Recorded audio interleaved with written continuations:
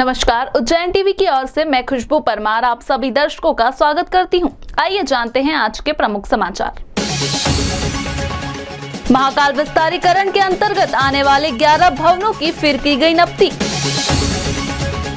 Love जिहाद और gangrape के मामले में महाराष्ट्र पुलिस आई उज्जैन, जुटाए सबूत। शनि का जन्म हुआ था पौराणिक नगरी उज्जैनी में, स्कंद पुराण के अवंती खंड में है उल्लेख।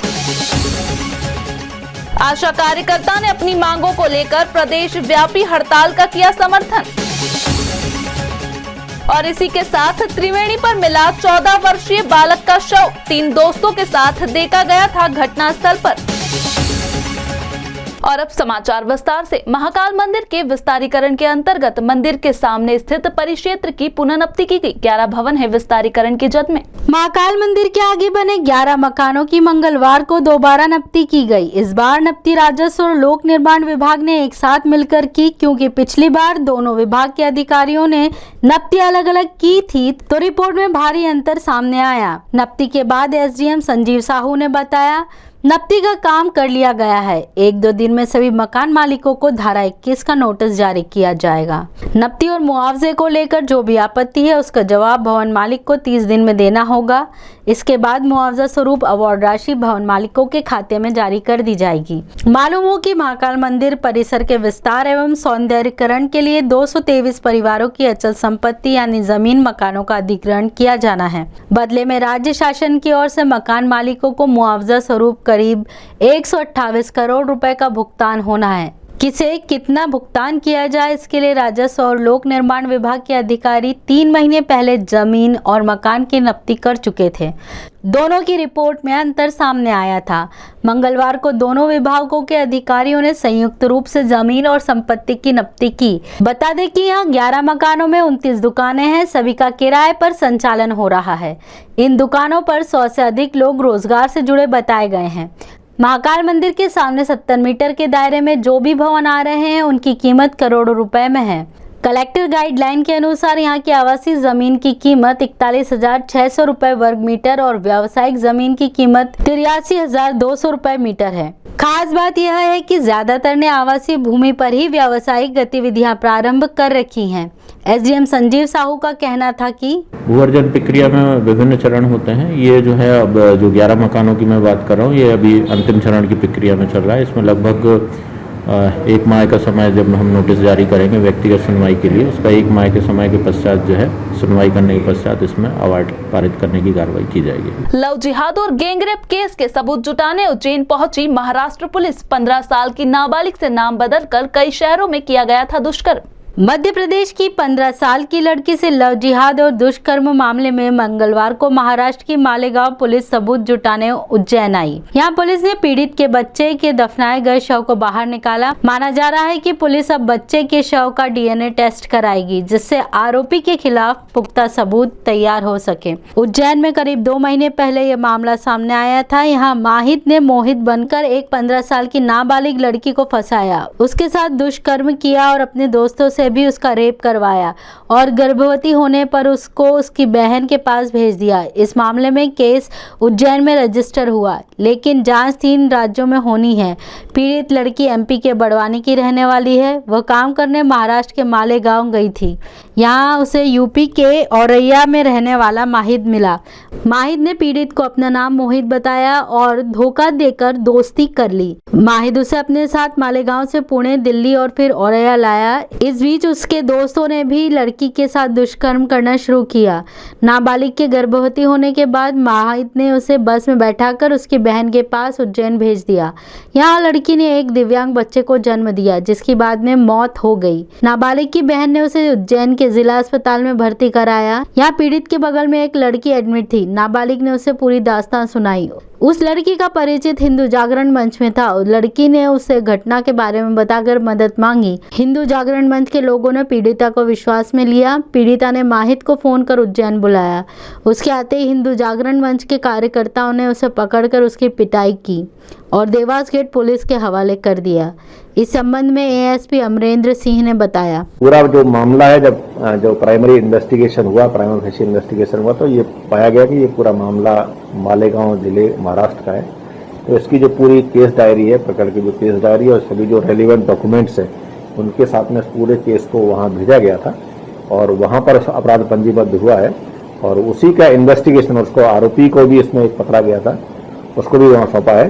तो इस पूरे मामले का जो इन्वेस्टिगेशन है, उस इन्वेस्टिगेशन के लिए वहाँ की जो पूरी टीम है वो यहाँ पे महिला थाने में आई है। उनकी जो टीम को ऑफिशियली उनको जो कानूनी रूप से इमदाद करने के लिए, मदद करने के लिए हमारे जो पुलिस अधिकारी है उनको भी साथ में लगाया गया ताकि उनका इन्वेस्टिगेशन पूरा हो सके। शनि का नाम सुनते ही आम जनमानस के मन में बहुत सी शंकाएं, कुशंकाएं जन्म लेती हैं। एक मत के अनुसार शनि का जन्म पौराणिक नगरी उज्जैन में ही हुआ था। आइए जानते हैं विस्तार से। उज्जैन टीवी पे आपका स्वागत है। आज हम चर्चा कर रहे हैं शनिदेव की। आप सब जानते हैं शनिदेव मतलब नाम आया व्यक्ति एकदम घबरा जाता है। साढ़े साथी धैया मतलब ये सोच के एकदम घबरा जाता है कि अरे उस पर साढ़े साथी लगे, इस पर धैया लगी है। हर व्यक्ति को शनिदेव के नाम से एकदम डर लगने लगता है। लेकिन आज हम उस पौराणिक कथा से अवगत करवा रहे हैं। उज्जैन के हम त्रिवेणी घाट पे स्थित है। यहाँ पर शनिदेव का मंदिर है। बहुत कम लोग जानते हैं कि शनिदेव का जन्म कहाँ हुआ था। हम आपको इस चीज़ से आज अवगत करवा रहे हैं। शनिदेव का जन्म उज्जैनी के त्रिवेणी घाट पे हुआ था, जिसका उल्लेख स्कंद पुराण में मिलता है। न्याय के देवता शनि देव का जन्म ज्येष्ठ मास की अमावस्या तिथि को हुआ था, इसीलिए इसे शनि अमावस्या के नाम से भी जाना जाता है। इस वर्ष शनि जयंती या शनि जन्मोत्सव का दिन गुरुवार 10 जून है। शनि देव की जन्म कथा हमें पुराणों में अलग अलग वर्णन के साथ मिलती है। कुछ ग्रंथों के अनुसार इनका जन्म भाद्रपद मास की शनि अमावस्या को भी माना जाता है। स्कंद पुराण के अवंतिका खंड में बताया गया है कि शनिदेव के पिता सूर्य और माता का नाम छाया है। माता छाया को स्वर्णा भी कहा जाता है। वहीं एक अन्य कथा के अनुसार शनिदेव का जन्म ऋषि कश्यप के अभिभावकत्व यज्ञ से हुआ माना जाता है। पौराणिक कथा के अनुसार राजा दक्ष की पुत्री संज्ञा का विवाह सूर्यदेव के साथ हुआ। संज्ञा सूर्यदेव के तेज से परेशान रहती थी। दिन बीतते गए और संज्ञा ने मनु, यमराज और यमुना नामक 3 संतानों को जन्म दिया। सूर्यदेव का तेज संज्ञा ज्यादा दिन सह नहीं पाई, लेकिन बच्चों के पालन के लिए उन्होंने अपने तप से अपनी छाया को सूर्यदेव के पास छोड़ा। संज्ञा की प्रतिरूप होने की वजह से इनका नाम छाया हुआ। संज्ञा ने छाया को सूर्यदेव के बच्चों की जिम्मेदारी सौंपते हुए कहा कि यह राज मेरे और तुम्हारे बीच ही रहना चाहिए। संज्ञा पिता के घर पहुंची तो उन्हें वहां शरण मिली। संज्ञा महाकाल वन में जाकर घोड़ी का रूप धारण करके तपस्या में लीन हो गई। इसके आगे की कथा जानते हैं महाकालेश्वर वैदिक प्रशिक्षण एवं शोध संस्था के प्रभारी डॉक्टर पीयूष त्रिपाठी से। तो जो संज्ञा नाम की उनकी पत्नी थी, उन्होंने सूर्य के यहाँ नहीं जा कर के इसी त्रिवेणी संगम तट पर आ गई और यहाँ एक घोड़ी का रूप बना करके वो विचरण करने लग गई। कुछ दिन बाद एक दिन जो उनके पुत्र यम थे, उन्होंने उनकी छाया नाम की जो माता थी उससे खाने के लिए मांगा। भूख लगी थी तो छाया नाम की जो सूर्य की पत्नी थी वो भगवान शिव की आराधना में लीन थी, उनको ध्यान नहीं गया। तो इतने में बाल स्वभाव चंचलता के कारण यमराज ने माता को, छाया को चरण प्रहार कर दिया। इससे छाया के प्रति भगवान सूर्य का क्रोध प्रकट हुआ कि इसका आचरण ऐसे कैसे हो सकता है, इसने मेरे बच्चे को भोजन नहीं दिया, इसलिए ये मेरी संज्ञा नाम की जो पत्नी है वो नहीं हो सकती। उन्होंने पूछा तुम कौन हो? तो फिर छाया ने बताया कि इस प्रकार से मुझे उन्होंने कहा था कि पतिदेव को बताना मत और मेरा अभिनय तुम उनके सामने करते रहना, मैं उनकी परछाई हूँ, मैं आपकी वास्तविक पत्नी नहीं हूँ। भगवान सूर्य तत्काल ब्रह्मा जी के पास गए और ब्रह्मा जी के पास जाकर के उन्होंने पूछा कि मेरी पत्नी यहाँ आई है क्या? तो भगवान ब्रह्मा ने कहा नहीं, वो यहाँ तो नहीं आई है। लेकिन ध्यान करके जब उन्होंने देखा तो वो महाकाल वन में इसी त्रिवेणी संगम पर घोड़ी के रूप में निवास कर रही थी। भगवान सूर्य को कहा कि तुम महाकाल वन चले जाओ, वहाँ तुम्हारी पत्नी तुमको मिल जाएगी। भगवान सूर्य इस स्थान पर आए और उन्होंने स्वयं अश्व का रूप बनाया और यहाँ घूम करके देखा कि उनकी पत्नी इसी त्रिवेणी संगम के तट पर कहीं विचरण कर रही थी। तो जब वो दोनों मिल गए, भगवान सूर्य ने घोड़े के रूप में अपनी पत्नी की नासिका को सूंघा, उससे गर्भधारण हुआ और गर्भ से उत्पन्न हुए अश्विनी कुमार, जो देवताओं के वैद्य के रूप में स्थापित हैं, जिन्होंने च्यवन ऋषि को इलाज किया था, उनको दृष्टि दी थी और इसी के कारण च्यवन ऋषि के प्रभाव से उन्होंने देवत्व को प्राप्त किया।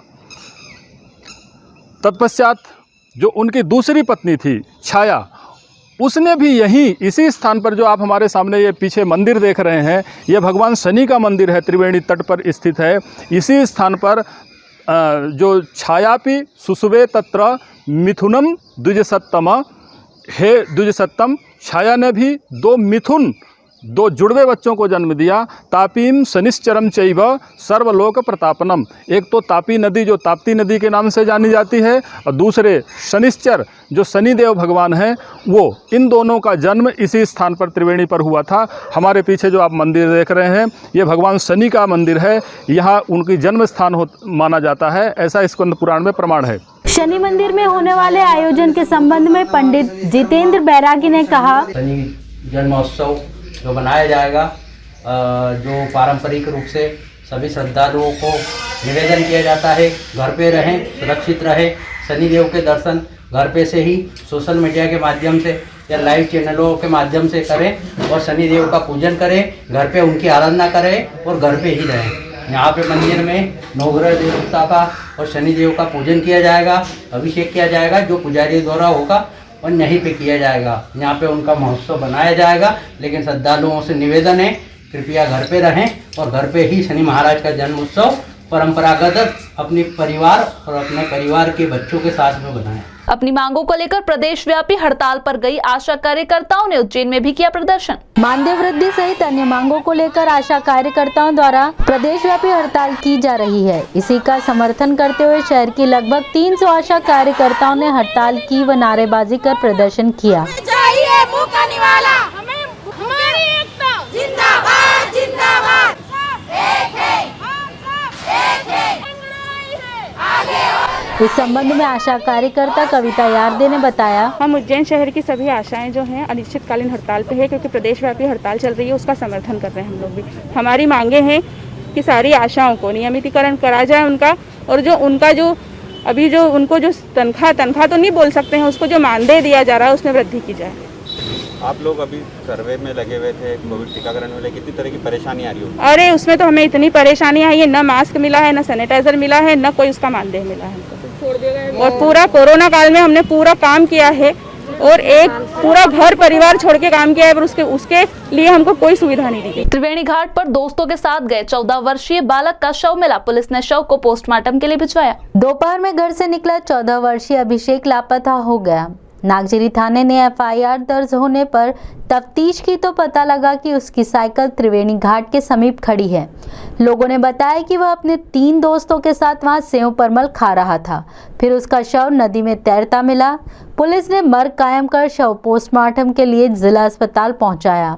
घटना के संबंध में अभिषेक के एक परिचित ने बताया, सर ये मैं तो ड्यूटी चला गया तो 9 बजे, ये 11 बजे करीब 10 साढ़े 10 11 बजे घर से निकला है। अब ये फिर कहाँ गया कहाँ नहीं हमें नहीं मालूम।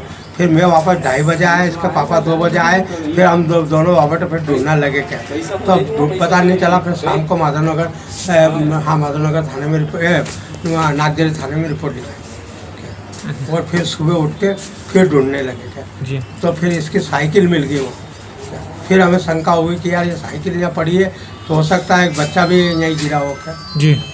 फिर आपने हाथ पर पूछताछ की तो क्या जानकारी लगी आपको? तो ये लगा कि यहाँ सेव परमल खाए थे इन बच्चों ने, 4 जने थे, एक सेव परमल खाए थे, ये बता रहे। ये घर से निकला था क्या, कुछ बोल के निकला था? घर से ये कुछ नहीं बोल के गया था कि मैं आ रहा हूँ खेलने, ये जा रहा हूँ। घर से किसी के साथ गया था? अकेले गया था।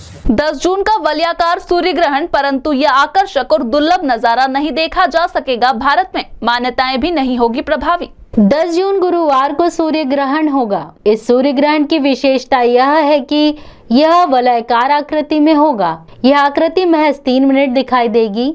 यह सूर्य ग्रहण चूंकि भारत में नहीं देखा जा सकेगा, अतः इसका प्रभाव भी भारत पर नहीं पड़ेगा। यह जानकारी देते हुए जिवाजी वैद्यशाला के अधीक्षक राजेंद्र प्रसाद गुप्त ने बताया, वलयाकार सूर्य ग्रहण हमको जब दिखता है जब चंद्रमा पृथ्वी से दूर की स्थिति में होता है, जिससे उसका आकार तुलनात्मक रूप से छोटा होता है, जिससे वो सूर्य को पूरा नहीं ढक पाता और चारों ओर रिंग या वलय जैसी दिखती है। ये वलयाकार सूर्य ग्रहण है। इस 10 जून के सूर्य ग्रहण में जो सूर्य का 94.3% भाग ढक जाएगा। ग्रहण का जो प्रारंभ होगा वो दोपहर 1:42 पे होगा। मध्य की स्थिति दोपहर 4:11 और 5 सेकंड पे रहेगी और जो मोक्ष होगा वो सायं 6:41 और 1 सेकंड पर होगा।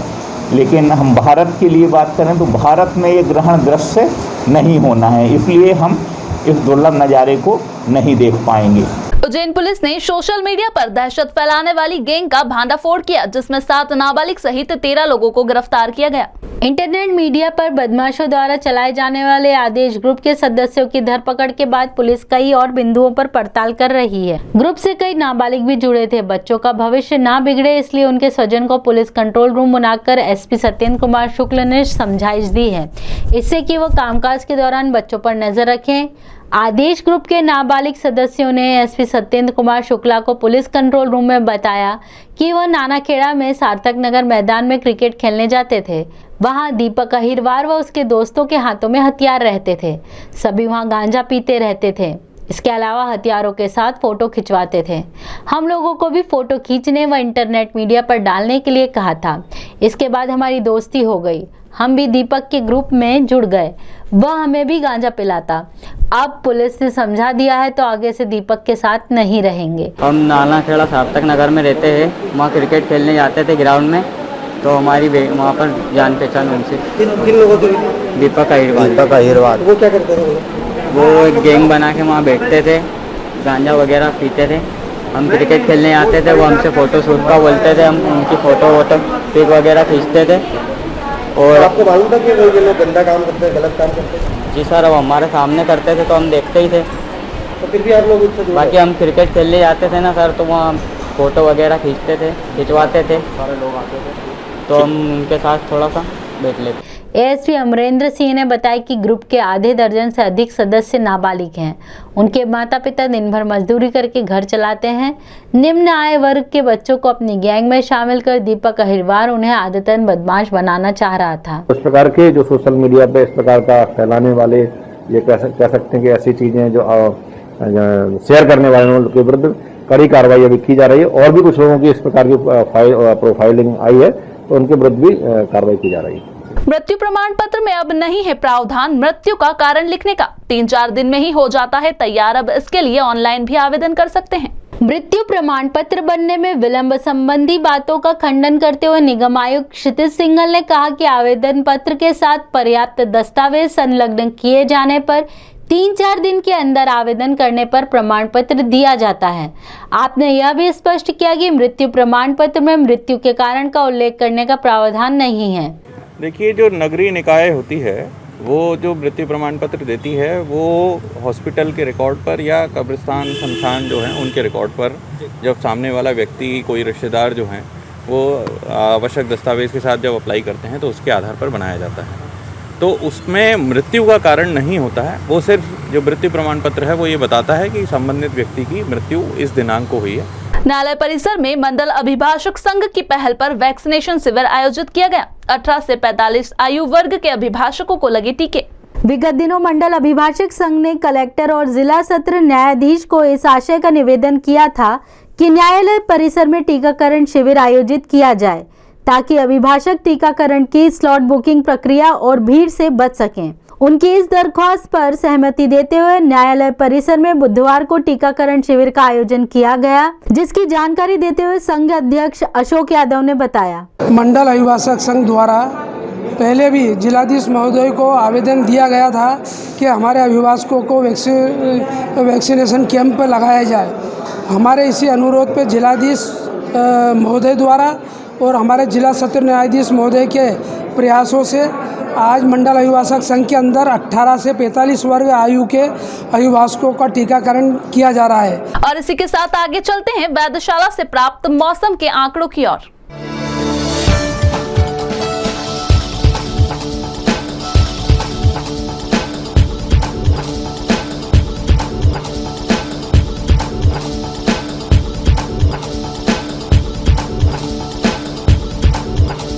अंत में प्रमुख समाचार एक बार फिर।